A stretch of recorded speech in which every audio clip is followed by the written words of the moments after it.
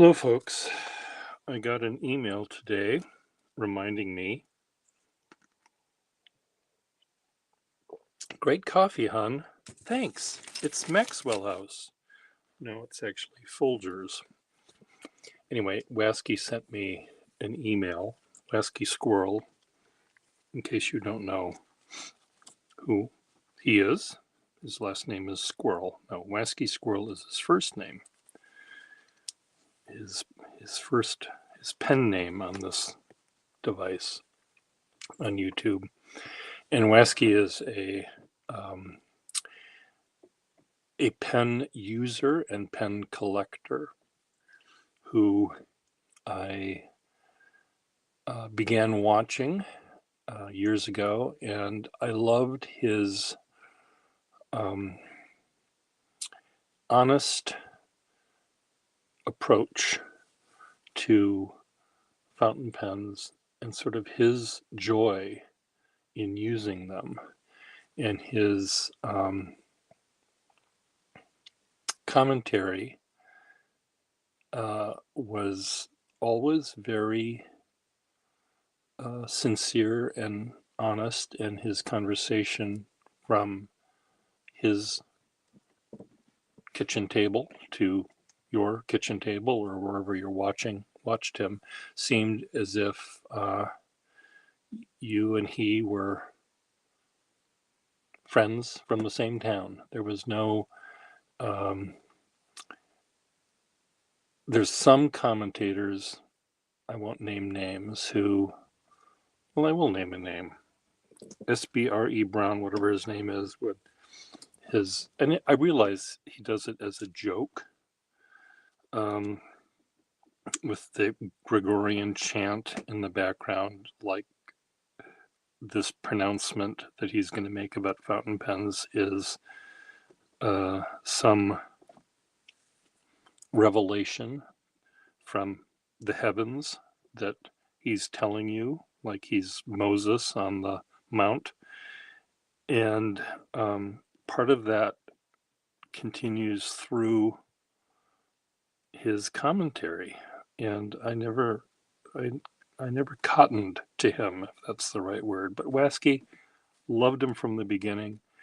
And at some point, I said, why don't you come visit me in Minnesota some summer, or this coming summer, I guess it was.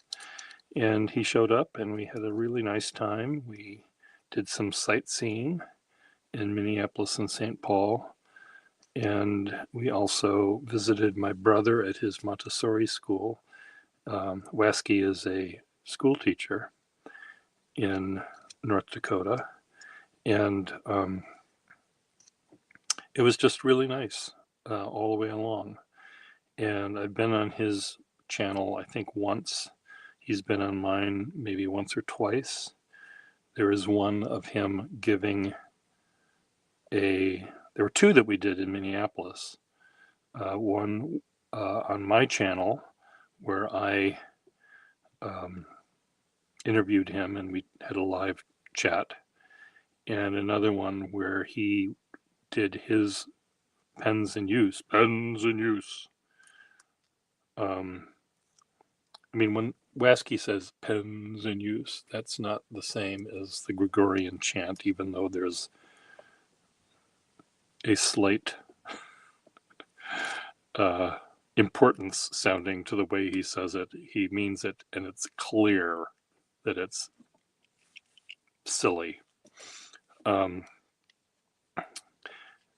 anyway, he's invited me to be on his channel, this live channel, I think, this Sunday. And I think it's at 3. So if you want to watch me on his terms, it'll be fun. And I believe we may start by interviewing each other with our faces side by side. And then we may end up turning the cameras down at our desk to actually show what we're going to talk about. So I'm looking forward to that. And I also just emailed Waski that maybe he'd enjoy visiting me again this coming summer at our lake home. Thinking one of Waski's favorite events that happened in Minnesota was he went sailing for the first time with my brothers and I on Lake Minnetonka in this big lumbering boat that my brother owns, named Rosie Ruiz, and it was fun, and he really, really, really liked it. So we have a sailboat up at Gull Lake as well, and he might enjoy that. But it's also surrounded by these really interesting little small towns, and he likes our Waski. He likes small towns. And I thought also we could maybe go to Duluth, which is not a small town, but it's really an interesting town. I went there for the second time in my life. First time was in second grade. I don't remember a thing. Yeah, but 2 years ago I went there and it was really, really interesting. So I'm curious. I'm eager to go back for more. So anyway, if you want to watch Waski and I wax poetic about pens or whatever Waski wants to talk about, watch us on Sunday. So this is a pen, one of my Franken pens that I loaned a neighbor, a fellow artist who loves pens and loves creating pens out of old pens and sometimes new pens. He'll alter nibs, he'll do all sorts of crazy stuff. And when I loan him pens, I say, please don't do one thing to these nibs. Don't bend them and turn them into a Fude nib, or don't, tweak them in any sort of way. Don't use white ink. He's a very, very talented artist, and he uses inks that have metal filings in them. So he'll do a portrait. He draws faces, not of actual people, but people in his imagination, but they all look pretty real. And he uses watercolor and ink, and sometimes he mixes metal bits, little metal filings, powder, metallic powder in his inks or his watercolors, and then he'll use a magnet to pull the liquid toward the edges in an interesting way. And so I said, and he uses white ink, and he gets these great effects. They almost look like he's writing, even though it's ink, he's writing with charcoal, drawing with charcoal. So anyway, I loaned him some pens, and I said, whatever you do, this is one of my Franken pens I loaned him. Whatever you do, don't screw the cap on because it doesn't screw on, because the nib stuck out too much. I mean, it wouldn't actually engage. So there wasn't any fear of the cap hitting the top of the nib, but he also, needed to not put the pen in his pocket. And I said, I don't even think it had a sack in the pen. I said, just use this to test out your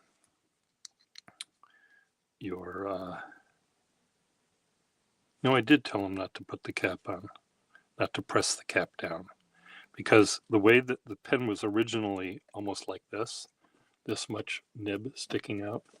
And if you put this on, it does actually engage the threads, but if you screwed it any further, it would break the nib. It'll just twist the nib around. So I thought, well, before I put this back together again, let me see if I can. This was the original feed that was in the pen, and the friction of the nib and the feed and the section are enough to hold it in place. and there's enough overlap of the feed and the nib to actually contain a lot of ink up here, so you can write for a long time without having to redip. But I thought, well, is there another feed I can get that will work better for this? This is very tight, and normally when you try to put one of these nibs into a pen, you'll crack the nib because the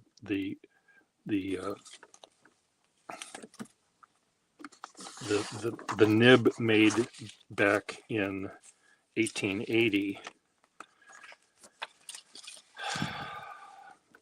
and the pen holders that they made back then, you would slide the nib into,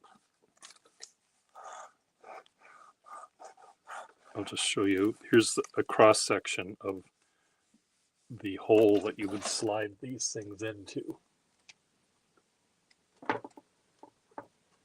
Come on, where's one of these nibs when I want them?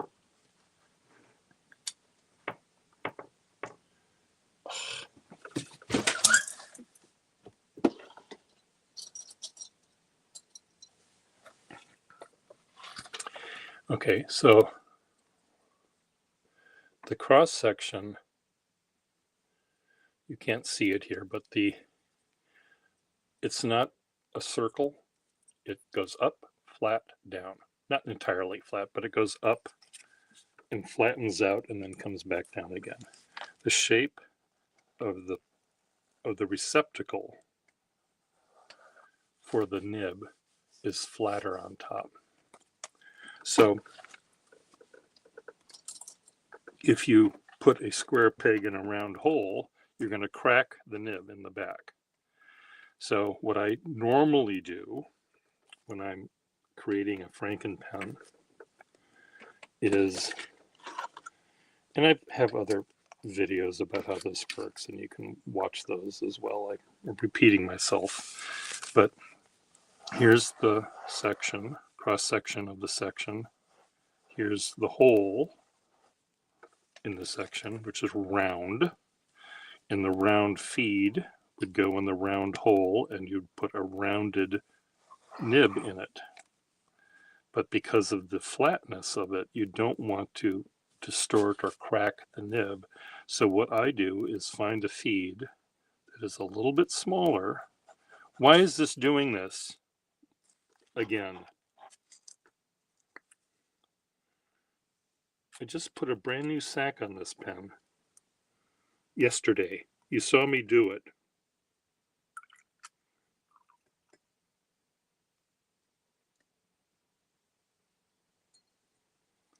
I just filled this with water.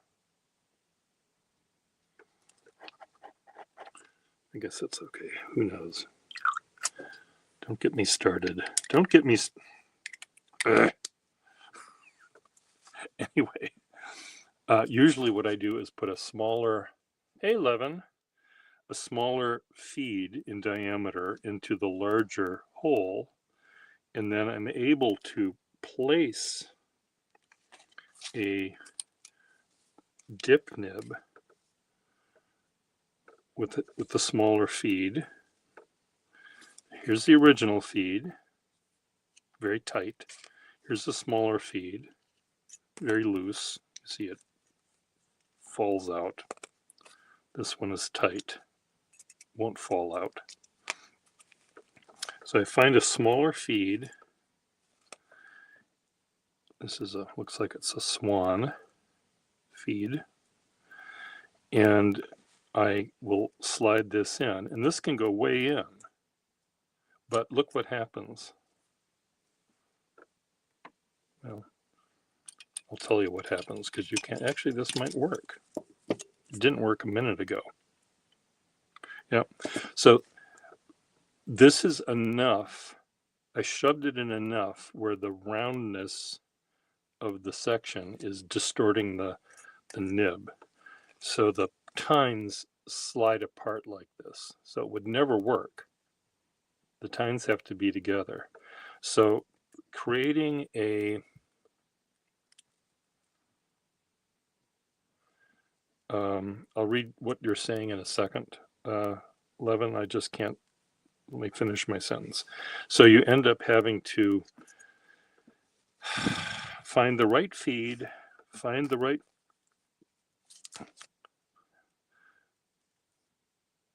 like, I don't know, again, you can't see this, but if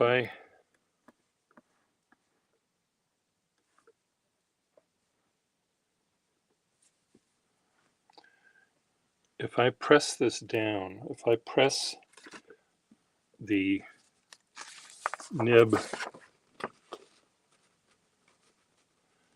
you see it, how it's opening up, and I'm just pressing the nib, the flat nib, down on the rounded top, and just that alone will spread that out. So what you need to do when you're making these pens with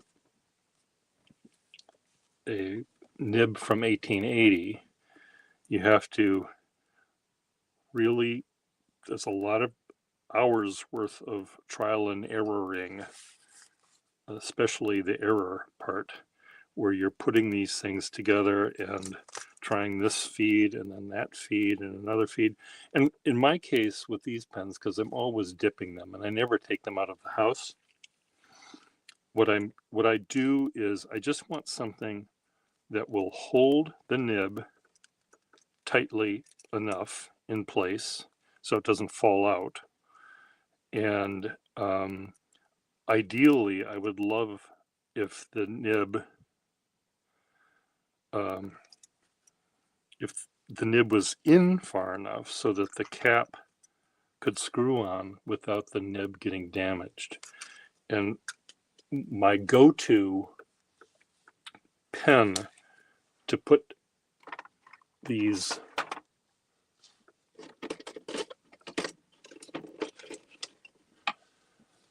nibs in are these kinds of pens. Slip cap, where there's no inner cap, there's no twisting that's gonna, you know, break the nib. So what I do is I measure the difference,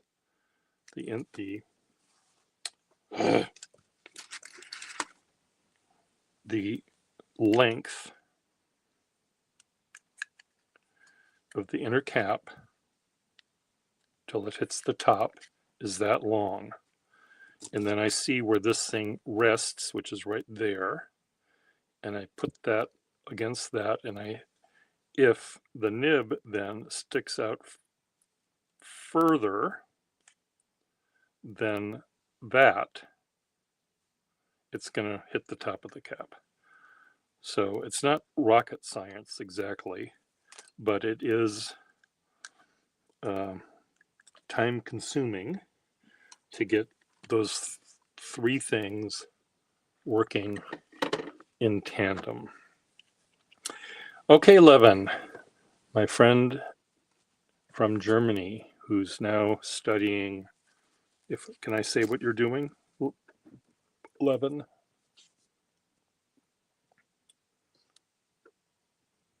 You have to get back to work. 10 minutes. Can I say what you do, Levin? What you're studying? Where you are in the world? Or is this a secret? I'll say Levin is a friend of mine from Germany. I'll leave it at that. You don't know what you're doing.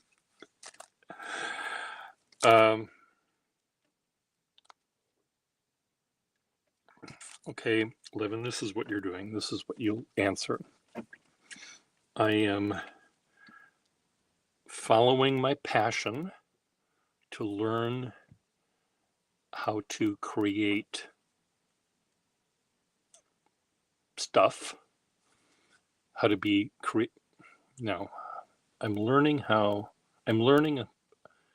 skill, a trade. You would call it a trade back in the olden days. I mean, back in the olden days,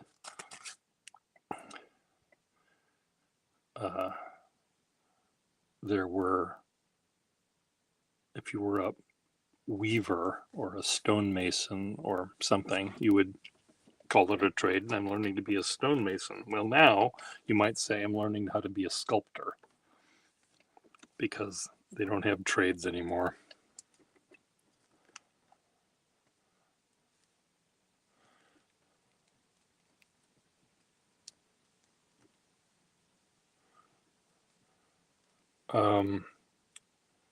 Greetings from Germany too. So Michael Outdoors, do you collect vintage pens? If so, you should meet up with Levin. I'll be a Cupid matchmaker for you two.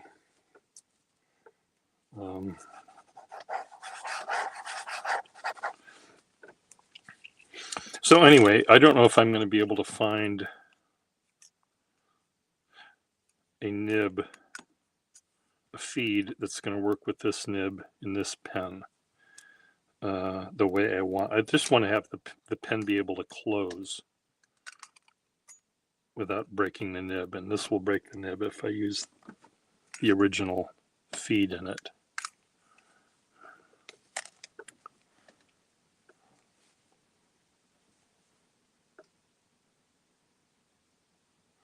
You just started. So do you like vintage? I mean,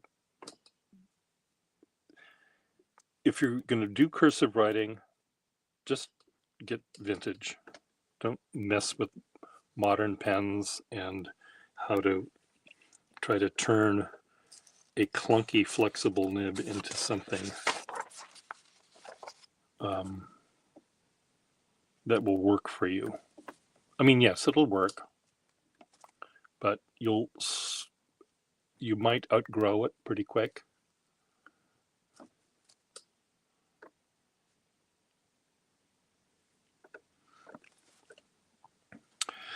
So Levin, let's plan soon to talk face to face on WhatsApp.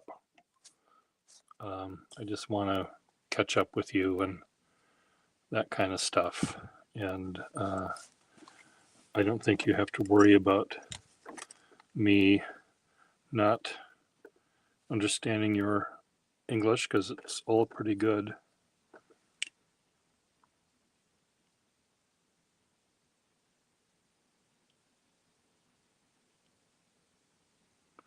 I just realized this pen has a lovely inscription on the cap. So that little bit of blurriness there says the following: to L. Florey, Florey, with best wishes, class of 1940. It might be a 3, it might be an 8. It's hard to tell. It's script, and the digit is made of 1, 2, 3, 4 lines. I guess it's a 3, class of 1943. This pen was presented to L. Florey. I wonder if I type in L. Florey class of 1943 on my iPhone, which I don't have with me, I might find his picture. Well, good. I'm glad, Levin. If you're talking to me, yes, I think you are talking to me. Oh, Tamiro. Okay, Michael sent me an email asking me to send him a pen like this. And I described, and actually, Michael, it was Levin who I was speaking to you about, not Miroslav. So Levin wants to get old pens from me. You want to get old pens from me. It would be great if I could send both of you the old pens. Just because one package going through customs and getting the postage, sending 4 pens doesn't cost any more than sending 1 pen. And but they're both expensive to send things from here to Germany. So if there was a bulk rate where I could send a bunch, that would be great.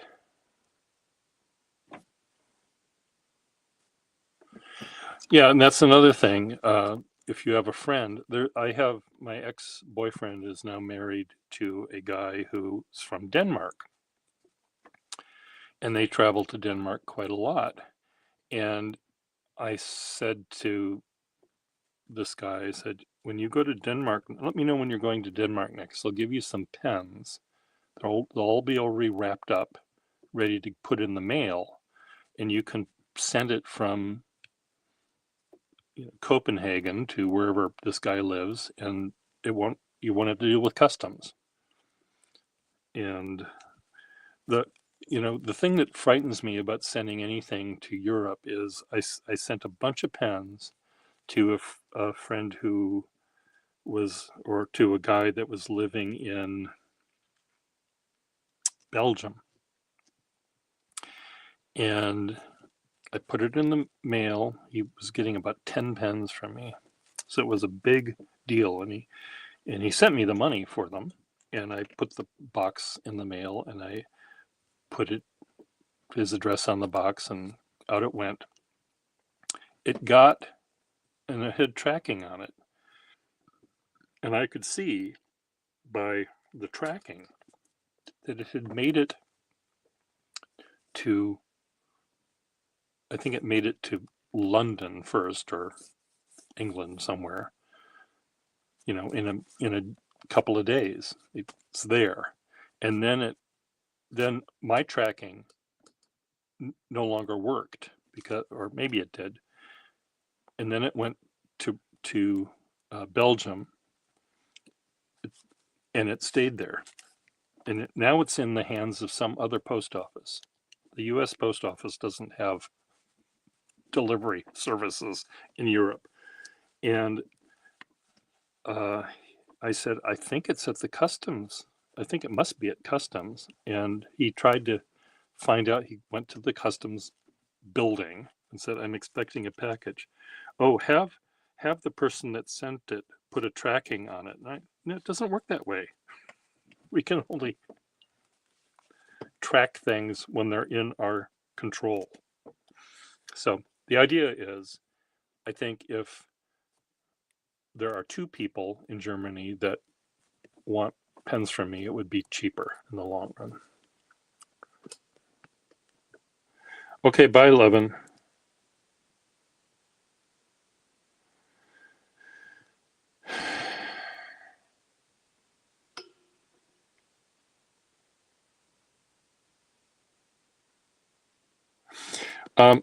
I wasn't offering the pen.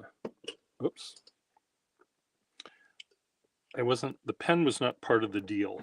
It was a free typewriter, and the drawing I did, I used a pen, but that was not part of the offer. It was just the typewriter. And I've been tripping over, the typewriter is right next to me, and I've been tripping over it for a couple of days now. And I'm just going to put it down in my building. We have a free area where people bring stuff they don't want, and I'll just bring it down there. And if no one wants it in a couple of days, it's going to go in the dumpster.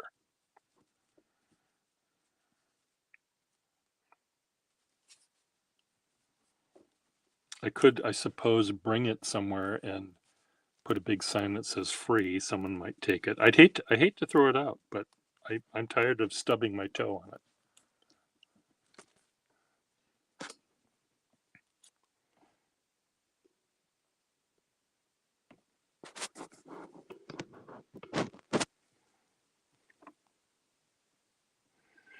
So anyway, another thing that I find a little difficult about sending pens through the mail to someone who's buying the pens. It's easy if you're a collector and you're buying this pen for your collection, because I can describe it exactly right, and I can take pictures of everything that it has. I can point out the flaw. I can take a photo of the engraving. I can take a close-up of the nib. But if you're buying the pen because you want it to write a certain way and to feel correct in your hand, I can't do that, no matter how many pictures I take. And I sent 2 nibs recently to Canada, 2 Waterman #2 nibs to Canada. One was flexible, one was flexible stub nib. And they were both from pens in my collection. But it turns out that the guy didn't think they were stubby and flexible enough. Now, he could tell that immediately if he was right here next to me and I'd hand him a pen. And so now he wants to maybe send them back, and then I have to send him other ones. And, each back and forth is $20 of postage and an hour of my time walking to the post office and filling out all the forms and doing all that kind of crap. And it's frustrating because, and I can charge for that, I guess. I can say, the postage charges are X dollars plus X dollars for my time. But I don't like to do that. I also learned that I sold the nibs to this guy in Canada for less money than the gold scrap value of the nib. So put that in your pipe and smoke it. So my nib prices just went up at least 50% just in one day when I discovered this. So it's frustrating too, because an antique dealer, let's say an antique dealer buys all the contents of the house and they see a fountain pen like this with a nib in it. They don't want to deal with trying to sell a pen. They don't know anything about a pen, but they see that nib is 14 karat gold. They'll take it out, bring it to scrap, and throw the pen away or put the pen on eBay. I see lots of eBay postings where there's a dozen pens, all really, really neat pens, no nibs. Drives me crazy.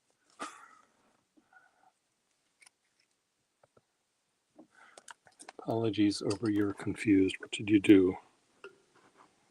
Your confusion. Yeah, it is interesting how I'm not saying you did this, and part of it was confusing because I decided after I posted the thing about the free typewriter, I decided to do the drawing and add the description of the drawing, and I thought it would be neat if the typewriter person could see that I used a pen that was given as a gift by a typewriter company. And if you see free typewriter, free drawing, you might assume that the pen is free as well, even though one of the sentences said the pen is not included.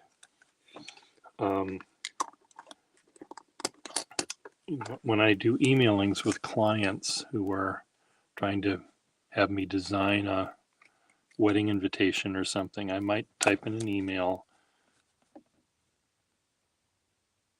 4 questions. Let me know how many you need, so I can compute the costs. Do you want blue or green color? And Did I spell your name correctly? Fuck. Sorry. There was not an earthquake in Boston. It's just this contraption I'm using is not safe for 69-year-old adults, let alone kids. So they, I get an email back. I want 140. So then I have to type another question. Do you want it in green or blue? And what was the other question I wanted to know?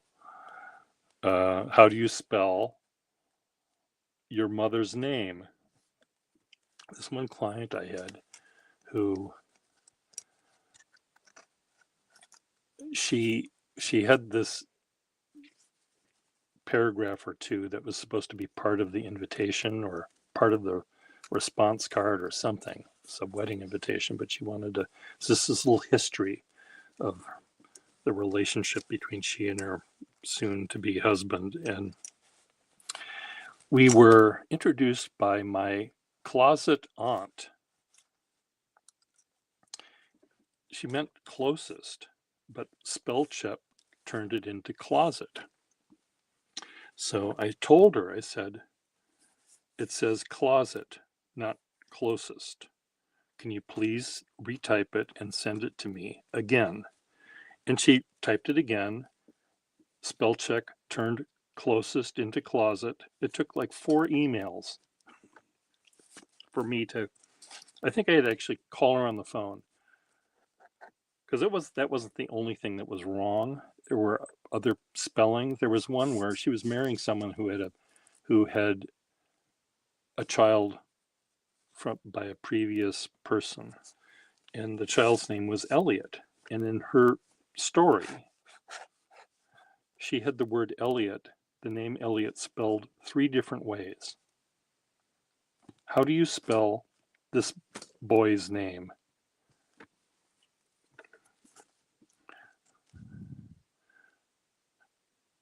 She then sent me an email that you spelled Elliot wrong. So I cut and pasted the way she typed it. So I cut and pasted it in the thing. Elliot is still spelled wrong. Well, that's not my fault, lady. So anyway, back to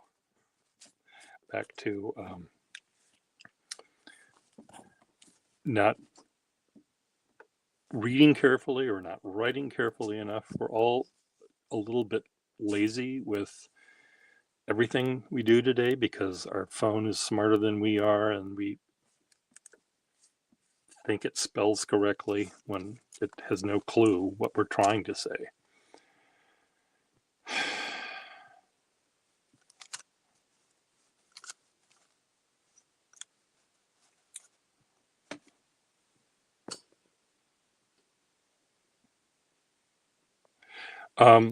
Yes, Michael, I understand that you want the pen as a tool, and that makes it even harder.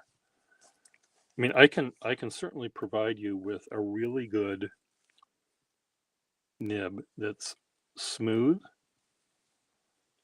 and flexible to get you started on your journey to learning how to write beautifully. You might later go from this pen that's like a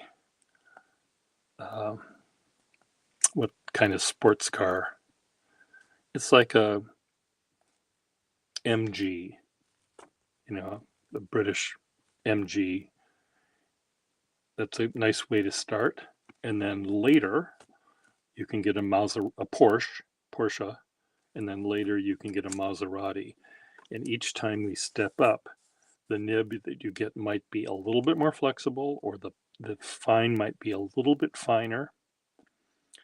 But if you got the Maserati to begin with, you might say, gee, this is too scratchy.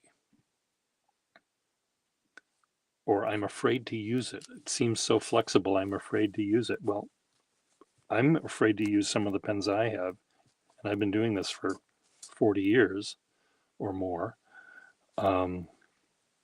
There are some pens that are just so delicate. I'm afraid.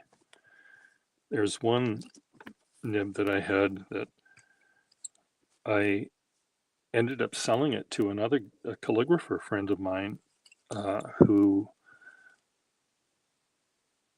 just begged me for it. I want that pen, I want that pen, I want that pen. He finally sent me a blank check with his signature on it for me to fill in the amount. And I filled in the amount and he got the pen.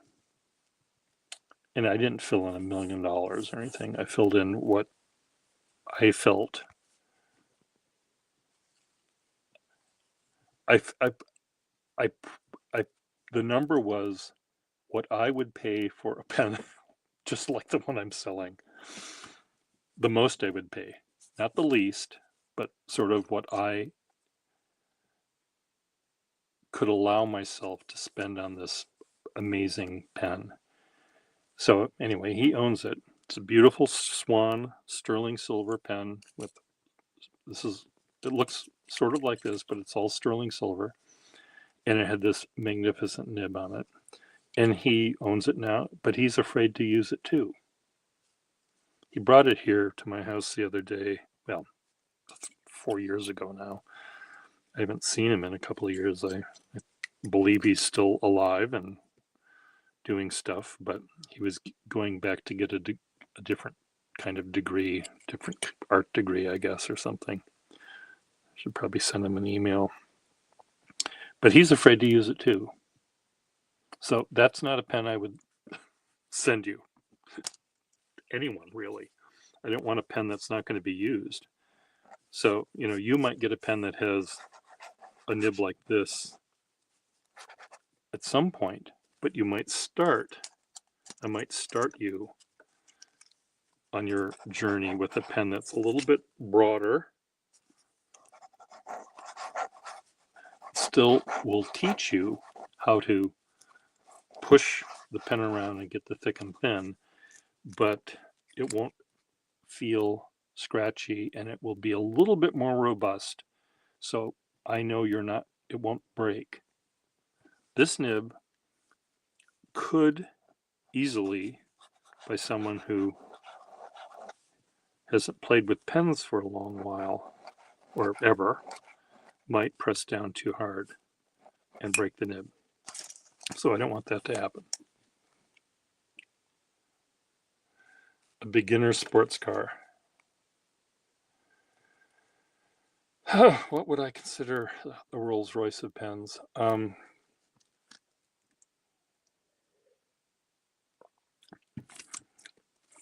love Rolls Royce motor cars, but they're more luxurious than maybe practical. I think a better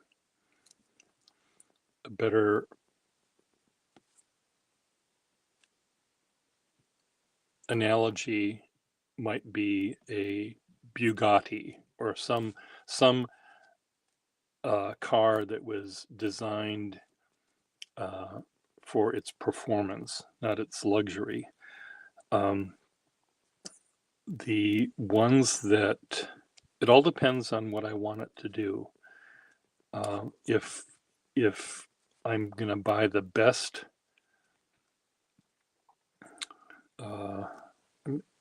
off-road all-terrain vehicle, I don't know what that is in cars, but those would be pens that I use for sketching.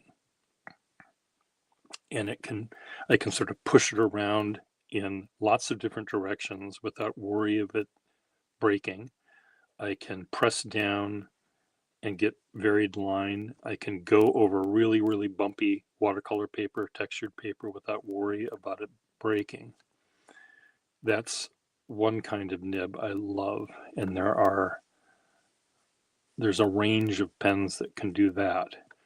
If it's calligraphy, the best pens that I have for that are the Franken pens I make, where I'm using a nib from 1880 and I put it together in something like this, and it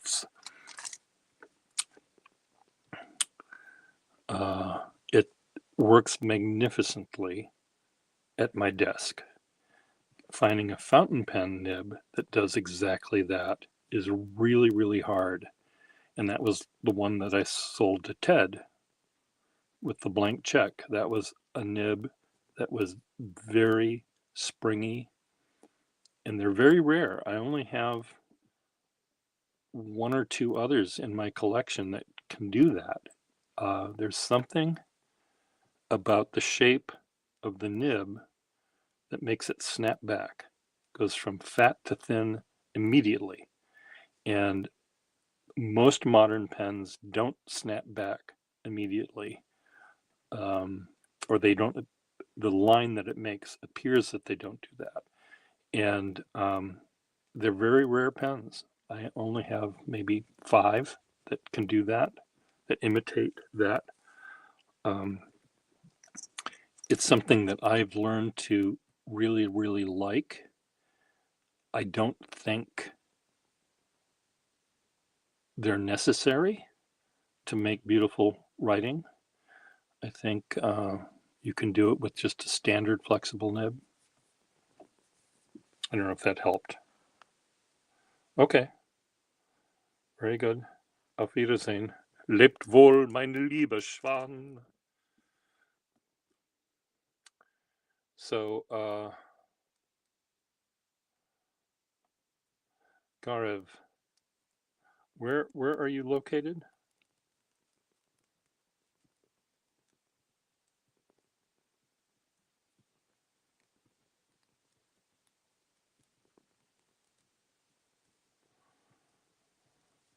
Would you like to join me live? Would you like to?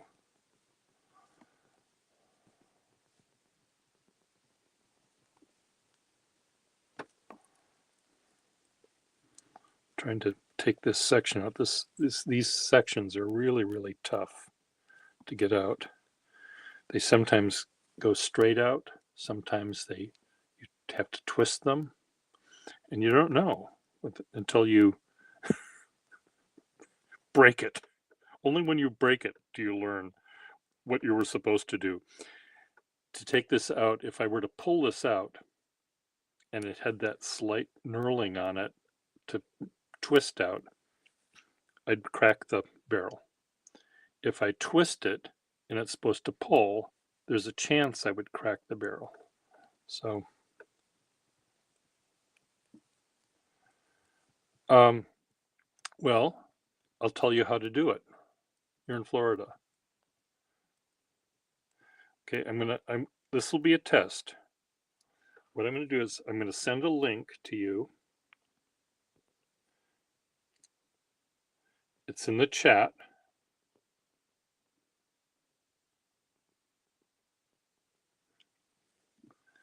So, and you can just, you don't have to brush your teeth or comb your hair or put clothes on. Just click on that link. What that will do is bring you to a browser on your Safari or Chrome or whatever you're using. And then you would click on that and it would come up as you joining my, you won't automatically show up. I have to click on it and it asks you to be on the screen. So just click on that to see if it works. And then say join or whatever. I promise I won't add you until I tell you. The trick is, though, if you were to click on that and I were to add you and you're still watching me on YouTube, there'll be an echo. So you have to close the YouTube thing once you join me.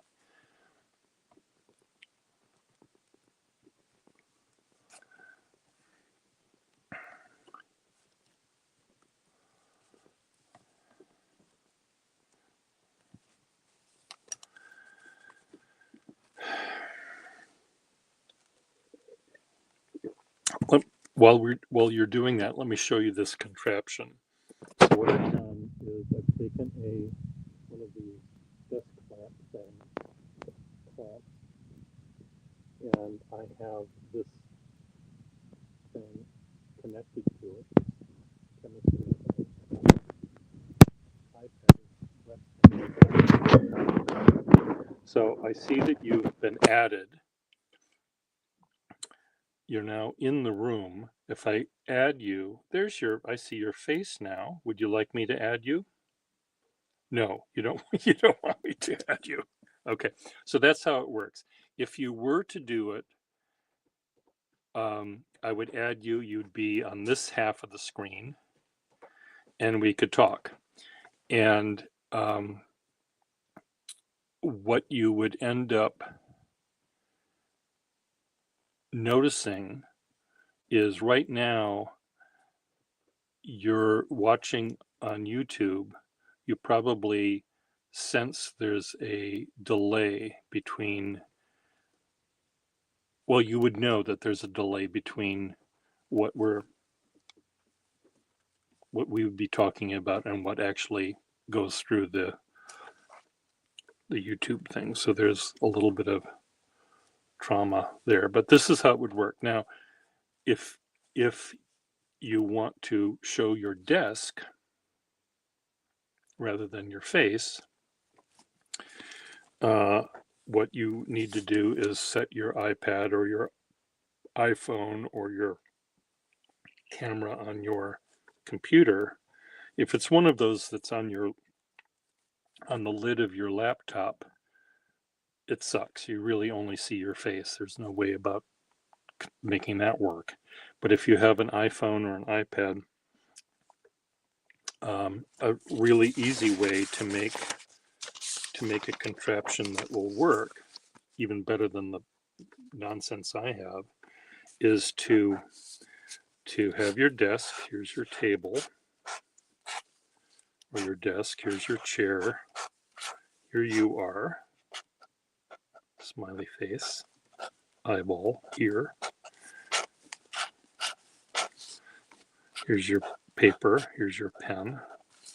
What you do is get a set of books.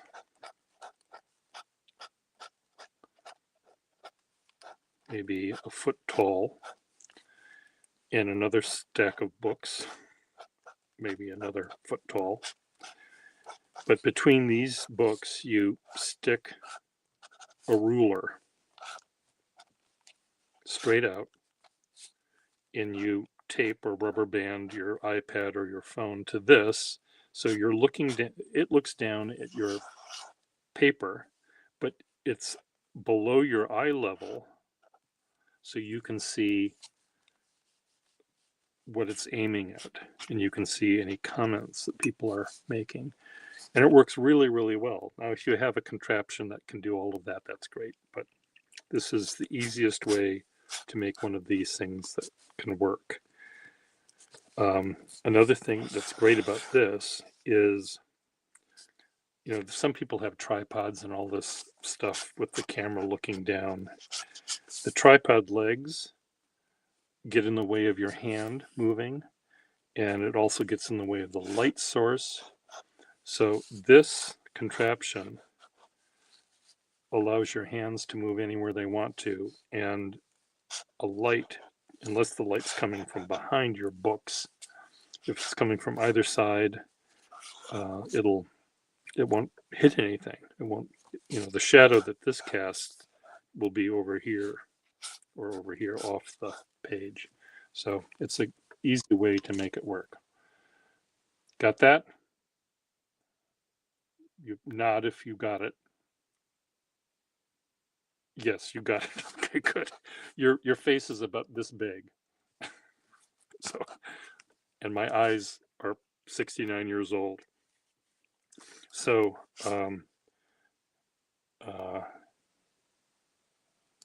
anyway, it's pretty easy, really. I haven't added you. I wonder if I can. Let me try something. Keep your camera off, or aim your camera to a wrong way, and maybe I can add you with your voice here. Add to stage. So I can hear you. Testing. Testing 1, 2, 3. So Well, it's glad to finally, I guess, meet you, voice to voice. But I'm currently not at my house. I'm at my girlfriend's apartment. oh, But I definitely want to try setting this up. okay, Um, but I definitely would love to have like a little chat slash doodle session. I'm okay. not anyone, but I You enjoy. are someone I can hear you, and I saw you, so you are in fact real, and you're not an AI apparition. But and what are you using right now to talk to me? A phone? Yeah, I'm just on my phone. Okay. I'm actually using the StreamYard browser to speak to you. Oh, So I wasn't using YouTube. So that's why I was actually talking for a bit, and then I wasn't sure if you could hear me. And then no, I hadn't added you to the stage, okay, and I don't know. I'm not entirely positive I can have only your voice. okay, I don't know if this thing, is that blocks off. I mean, I could do this. Oh, let me try this. Hold on. Oh, that's just you. okay. Let me try. Let me try. Okay, this makes. Are you still there? Yeah, I'm still here. Okay. I don't know if you So can. this Okay. this made your rectangle smaller. It Uh, seems so I can't make it completely go away. there's no Um, worries. no, this is something I would like to figure out Oh, because okay. Yeah, sometimes yeah. I mean, if you want to use me as your guinea pig, I'm perfectly. you're the guinea pig, and I promise to give you a little treat when you make it through the maze. Uh, there was Ah, there was one guy that I took a psychology class in college, and one of my dorm mates and I teamed up uh, with a little cage and a little mouse to try to get it to learn how to go through the maze. And we were told how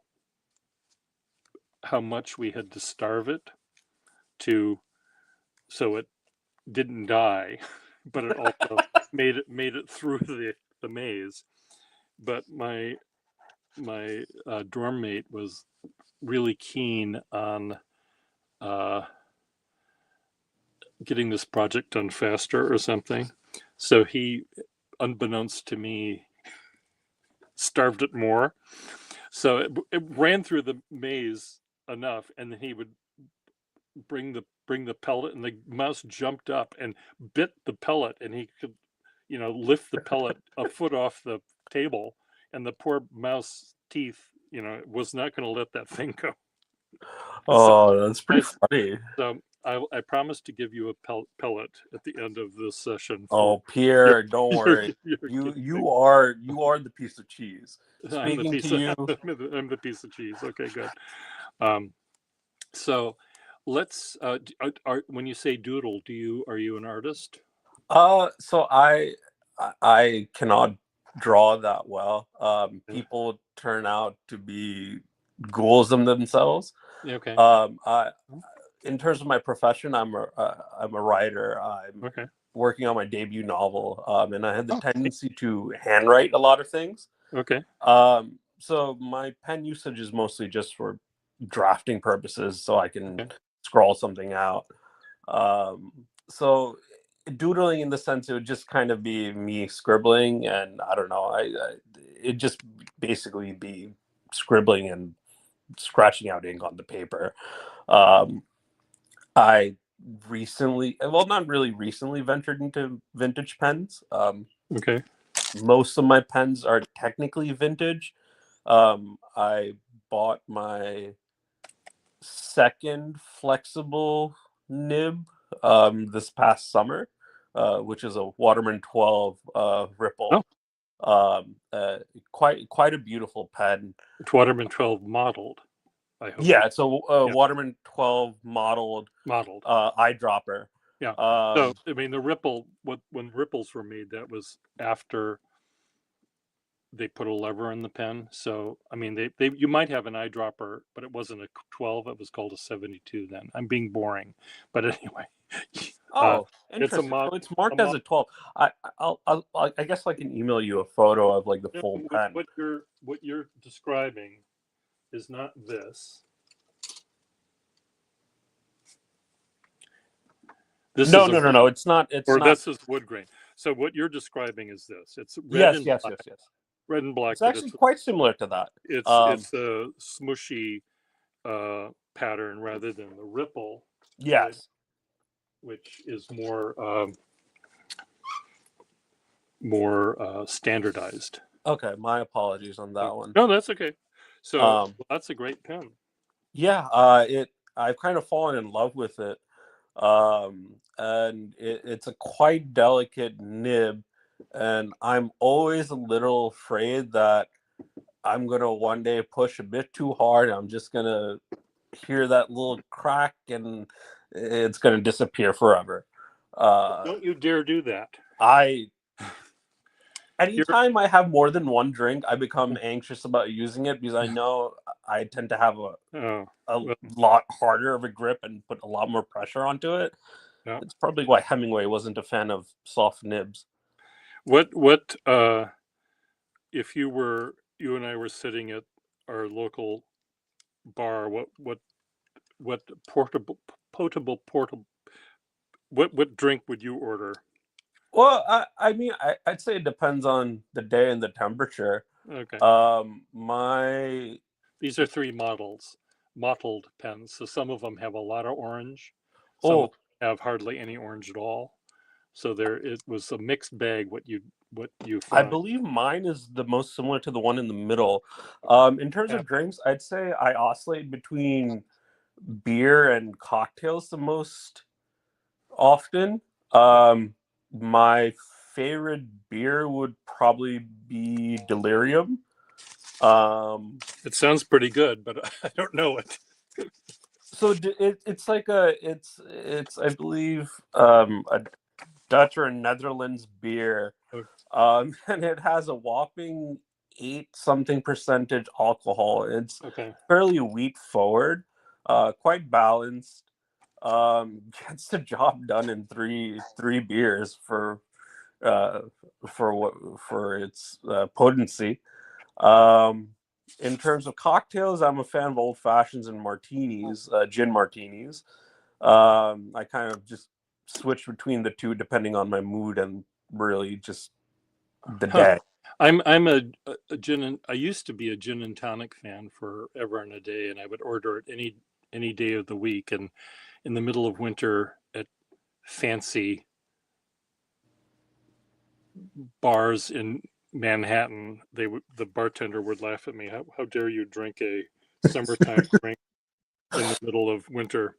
Uh, and but uh, I'm I'm generally just beer these days. Uh, Vodka, though, during the summer, our family lake house in Minnesota Mhm. has the tap is hot, cold vodka. I mean, the vodka just pour, pour, That's quite funny. I pours out of. I mean, it's just we always have gallons of vodka there, and unfortunately, it's pretty bad. I fell down messily drunk. Um, Oh, Pierre, please oh, be careful.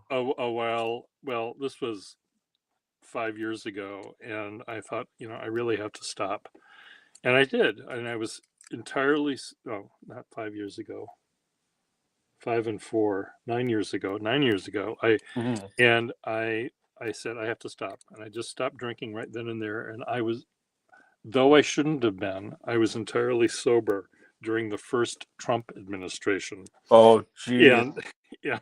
I don't know how you pulled through, my friend. I don't know either. And during the Biden administration, I started drinking again, and now that it's back in Trump times, the only way I can get through is by. You gotta numb yourself to the lowest common denominator. That's, I Yeah, think, the only way you can survive yeah. global politics at this point. But anyway, Uh, so back to drinking. We would certainly have fun. You'd stop at 3. I might stop at 5 beers. I We I would won't probably have. necessarily stop at 3. It becomes a bit hazy once you get towards the number. But at some Um, point, we would both decide, okay, we have to put our pens away. oh yes, Uh, I it so I don't even let my girlfriend use some of my pens now. And she's like, no, "How? Like, really? You're not gonna let me use them?" I'm like, "No, nope, this pen nope. quite Our literally." our relationship stops at fountain pens. It's not. It's not. This is not our property. This is my property. That was in the prenup. You signed it. Oh, that's quite funny. That's So quite. um, anyway, well, let's plan um, maybe uh, after next week, maybe, or the week Okay. after, that we can try this. I mean, we can do another test someday when you set up your. Uh, this again is the easiest way to make it work. The book, ruler, rubber band, So, iPhone. sorry. I The have only like a, I do have like a rinky-dink tripod that it's takes my iPhone. It's quite annoying to set up. no, don't I'm use it. This is easier. Yeah. The tripod legs will get in your way. The thing is, Uh, I don't know if I have a ruler that's going to be strong enough to hold the phone. do this then. Find yourself a wire hanger Okay. and make yourself a loop. You might need 2 of them just to double the strength of it, and put that. You Oh, bend this like this, yeah. and then make sure that the hook is flat so Okay. that it won't wiggle like this. And if you just use 2 of these back to back and tape them together, and tape this together, maybe just having the wires be maybe this far apart, and Okay. then put the encyclopedia set. Here's which encyclopedia do you have at your house? I Probably have not. I do have a few encyclopedias and large enough books that will work. Um, I was also thinking I have this like small phone stand that I have that like can rotate quite You a few you degrees. you want it to go flat Flat down, down, yeah. and you also need it to be at least 15 inches or so. This one is about 15 inches off the table, so Okay. there's enough room for my pen and my hand and And my everything. pad to be seen, but it's also below my eyeballs, so I can read and see what I'm doing, see what you're doing, read the text comments. And it's hard to do it on a phone because, well, with my eyes, it doesn't work. I Okay. I think it may be not important for you to read the comments. I mean, I could read them off. Okay. Um, but the idea is you want it flat, parallel to the tabletop, and you want to be able to see what you're doing, to see if it's in focus, to see if the camera's, if your hand is over here, it's not Hmm. helpful. You want to make sure that it's always here. So, and it's the easiest way to do it. Okay. So I can take a bit of time to play around with the setup. Yeah, yeah. And then we can definitely have a date uh settled on. Um, but yeah, I'm very glad to actually get to speak to you. Okay. Um, Well, it's nice speaking with you as well. uh, And I can I just Gaurav is how do you spell? How do you so pronounce? there's like 10 different ways to say it depending on the language. How do Um, you like me to say it? I, I quite frankly don't care. I've been in awkward pause for most of my life. Uh, you can call me Gaurav, like Goro your boat. G also works. Okay, Gaurav. Yeah, that's Gaurav. actually perfect. Gorev. Yeah. Okay. I'll try to remember that Gorev. Um, uh, and what kind is that? Turkish or Arabian or So what? it's Indian. My Oh, family Indian. from India. They're from India. Gujarat. Okay. Um, so yeah, Nita.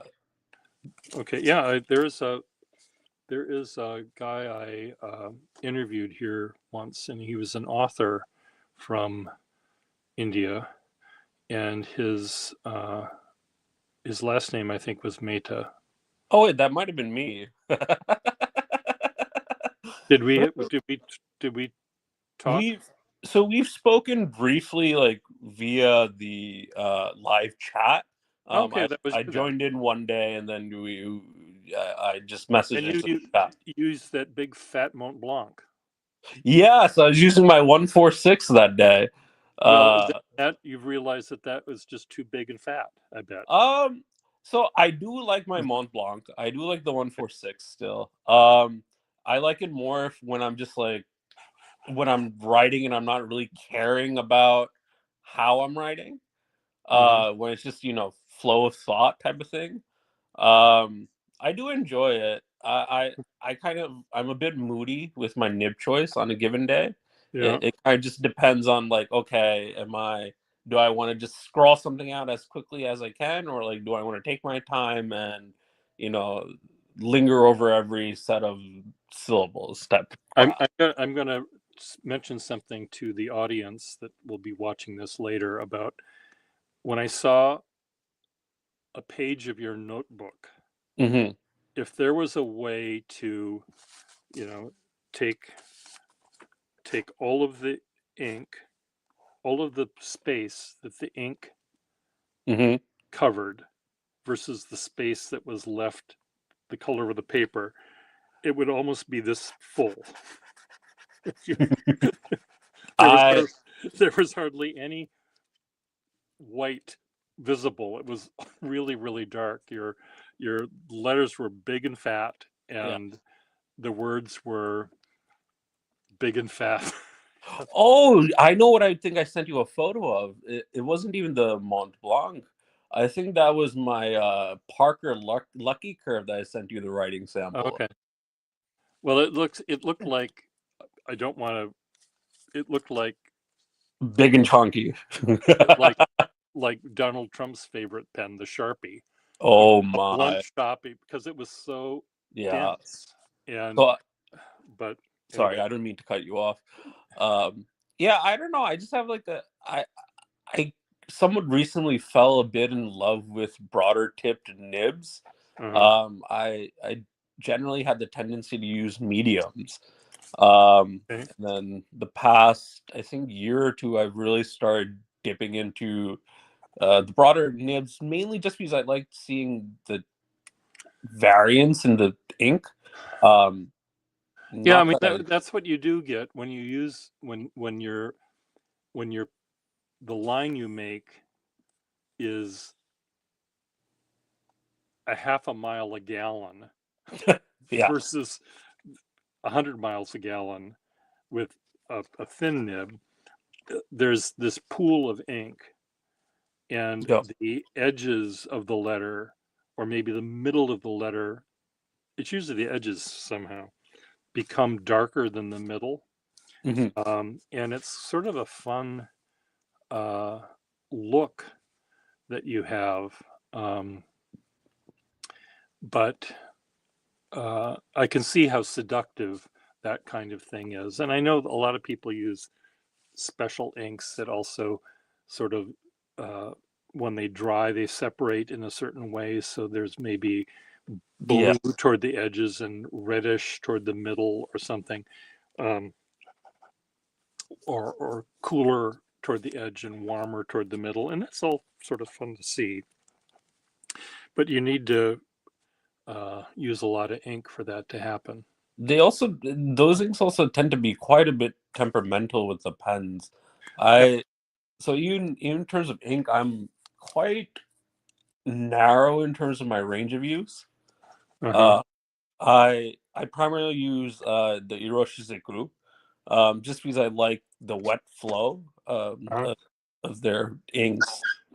That's my primary ink. I used a lot of Parker when I was younger. Um, I've been using fountain pens since I was like 16, I think, uh, 16, 17. yeah, So Parker was the first one my grandfather bought me.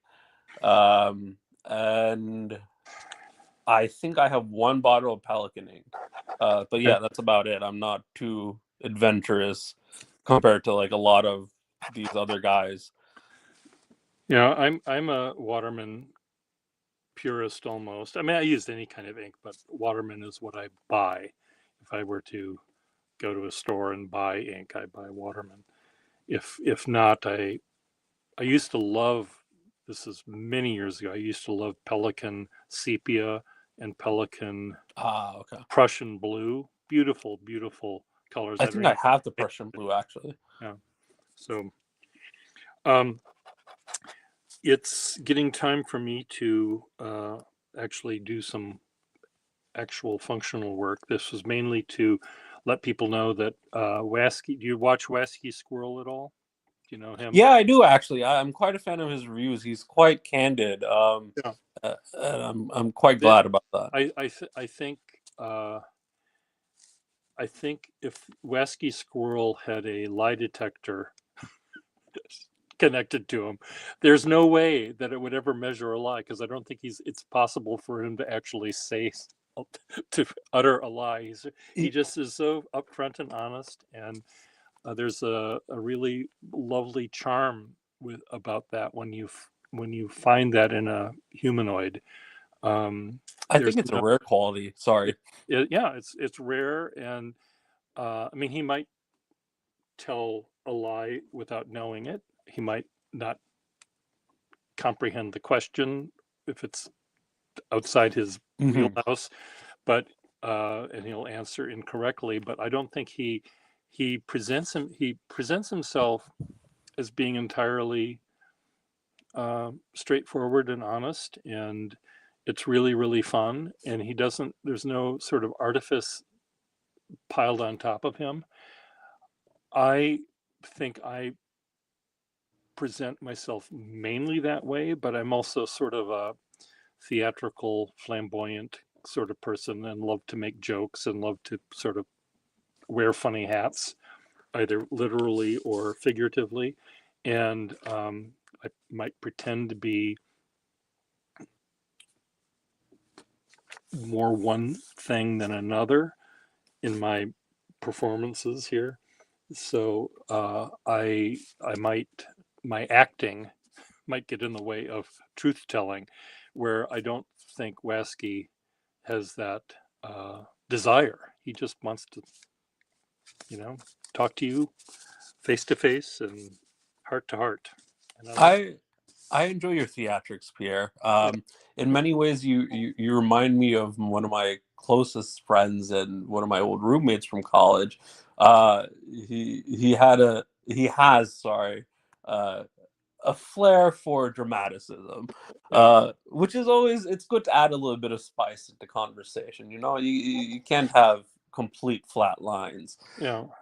I add what what I lack in actual factoids. I make up for with flamboyance, I guess. And We can you call know, that personality. there there there are people who will reviewers of pens or pen experts that will get on here and they'll talk about exactly when this pen was made, the patent number, the colors it came in, everything that the catalog might have, the in-house catalog for this pen might have said.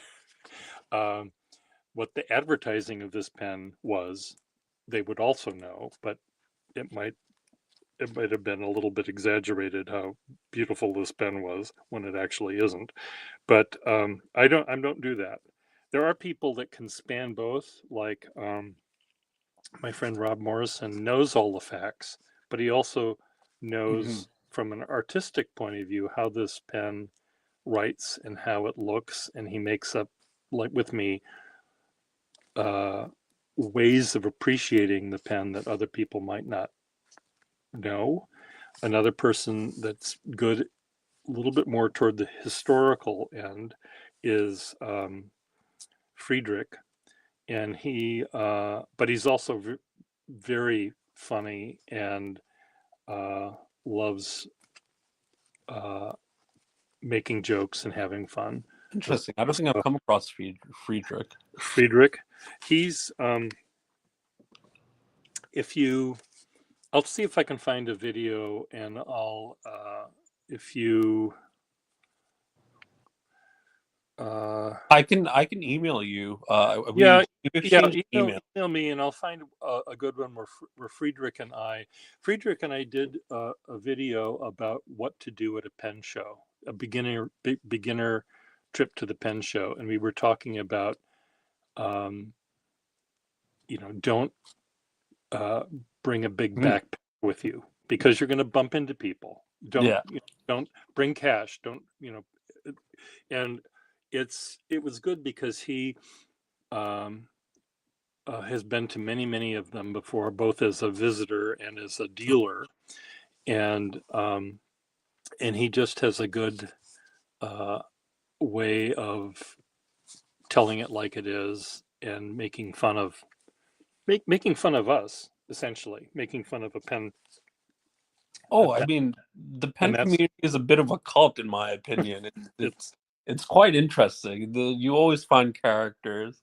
I mean, well, I am a yeah, character at this. yeah, the characterness of some of, I guess we're all characters to a Yeah. degree, but he's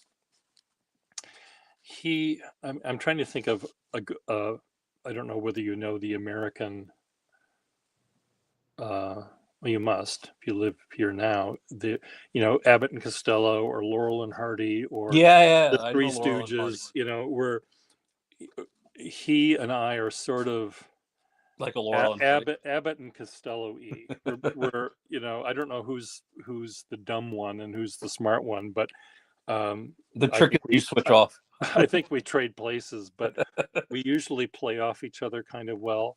Rob Morrison and I are both, um, we're a mix. I think we're both equally mixed between George Burns and Gracie Allen. I think Okay.